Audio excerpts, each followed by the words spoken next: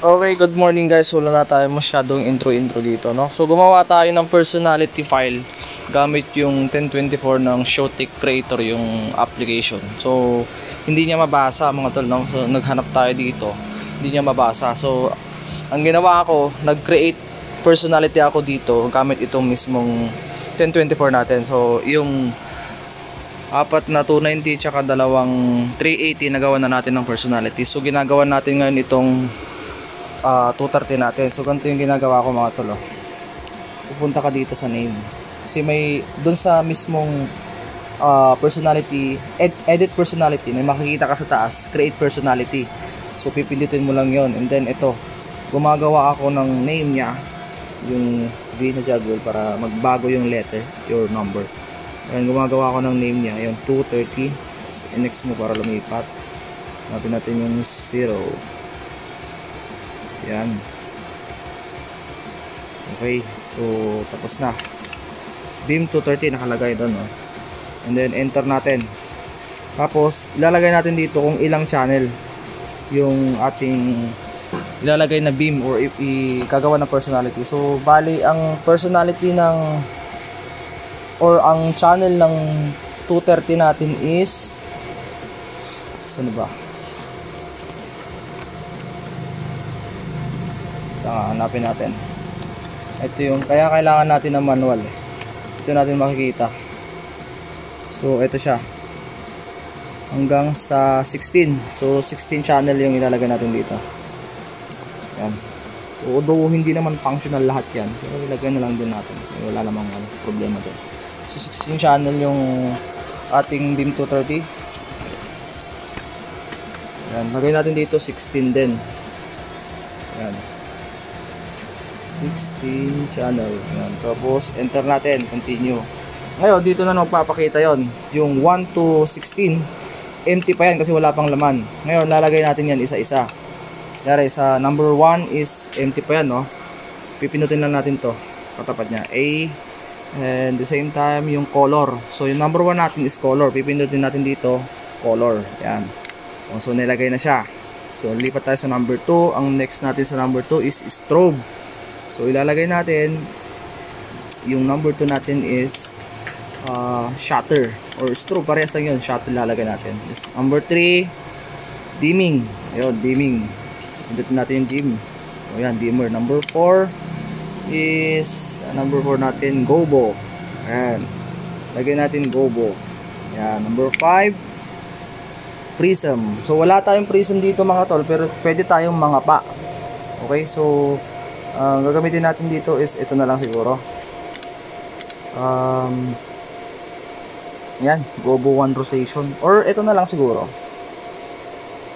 Pwede rin naman dito mga tol eh, pero yan, okay na yan. Gobo 1 rotation. Number 6 is number 6 natin, rotate prism. So pwede natin itong gawin dito. Ito na siguro. Yan, gobo 2 rotation. Number 7, pwede yan. Number 7 is null. Hindi ko alam kung ano yan eh, pero pwede natin lagyan ng ano yan, fine channel na lang. Number 8 cross. Hindi rin ako familiar dito sa cross eh, pero lagyan na natin function. Number 9 is pose. Yung ano to, focus. Yan, focus. Natin number 10 is pan. Yan, panning. Lagyan natin yung pan. Yan, next natin, para lumipat tayo sa number 11. Number 11 is pan fine. Yan, pwede natin gawitin yung fine channel dyan. Tapos number 12 tilt. Tilt naman tayo. Number 13 fine. Number 14 number 14 natin, pwede na natin gawin tong fine channel na lang. Ano lang siguro. Okay. Number 16 ay 15. Yung number 15 natin mga tol, ang alam ko ito yung ano eh, ito yung parang nagbabago-bago yung kulay. Kaya yan, nagra-random siya kasi hindi pa naka ano yan, hindi pa naka address. So Number 15 natin is gagawin na lang natin itong find or function. So, function natin dito. Okay mga tol, so ayan na, kompleto na tayo. Enter lang natin yan. Enter. Okay, tapos hanapin na natin dito kung meron yung ginawa natin. Yan, beam 230. Yan yung ginawa natin. So ngayon, exit natin. Punta tayo sa patch natin. Patch tayo, and then patch fixture. Hanapin natin yung ginawa natin 230. So number 21. So ang starting address natin is 97. So papalitan natin muna yung natin, beam 230 97. Wait lang. Okay, so nalagay na natin 97. Dito na natin yung number 7 kasi bali ito yung apat na 290, dalawang 380, and then ito yung 230 natin. Yan, so nag-next na tayo, 113 na yung ating next address. By 16 channel kasi tayo mga tol. Okay, palitan ko muna yung isa. Okay, so meron na tayo, 113. Pindutin na natin yung number 8. Yan, so exit na natin. Tapos pindutin natin yung 7 or wait lang. Yan, pindutin natin 7 and 8 and then locate natin. Yan, locate na natin siya. Ayun, nag-move na sila. Nag-move na yung ating 230. So ngayon gagawin natin, doon tayo sa panning. Ayan, pan. Tapos ikutin natin. Yan. Yan o. Ayan. Okay. Okay. Yan. Okay siya. So ito yung tilt natin. Panning. Ibig sabihin working na mga tol, no? So pindutin natin yung kulay. Gagaya ng ginawa natin kanina, color. Saka natin babaguhin yung kulay ngayon. So since hindi kasi sila magkaparehas ng brand mga tol, or hindi sila pagkaparehas ng unit. Parehas na 230 pero hindi sila parehas ng dahil sabi nila mas bago daw ito nung nakaraan. Hindi kasi sa natin sabay binili yan. So ayan siya. Kaya hindi sila parehas. Pero madali na lang gawa ng paraan yan mga tol. Okay. Ayan, working na. Para makita natin yung kanyang prism, iharap natin doon.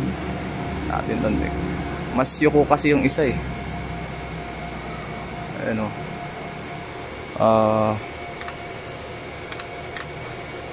Tapos natin ang isa. Ayan. Okay, di ba? So tingnan natin yung prism sa Gobo. Ayan, nababago siya. Wait lang, i-focus muna natin. Focus natin sa B. Sa B natin, sa Jagwheel B. Ganyan lang kasi talaga siya mga tol eh. 230 lang yun eh.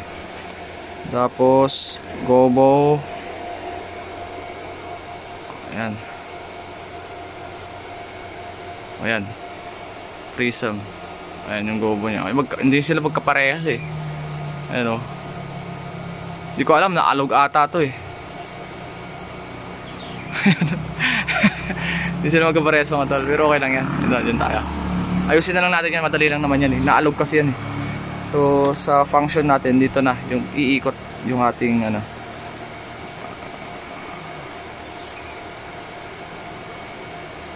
okay, yun ang problema natin mga tol. Hindi ata sila parehas doon sa part na yun. So ayusin na lang natin yan.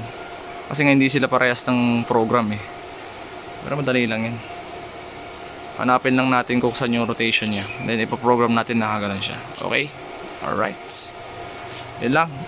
So wala tayong problema kahit na hindi tayo nakagawa or hindi gumana yung personality na ginawa natin sa Showty Creator is okay lang kasi meron tayo. Pwede tayong gumawa ng mismong personality ng mga ilaw natin dito. Basta hawak-hawak nyo yung manual. Hindi ko kasi alam sa kanila kung saan dyan yung manual ng ginamit ko eh. Magkaparehas, hindi sila magkaparehas eh. So ayun mga tol, hanggang dito na muna tayo.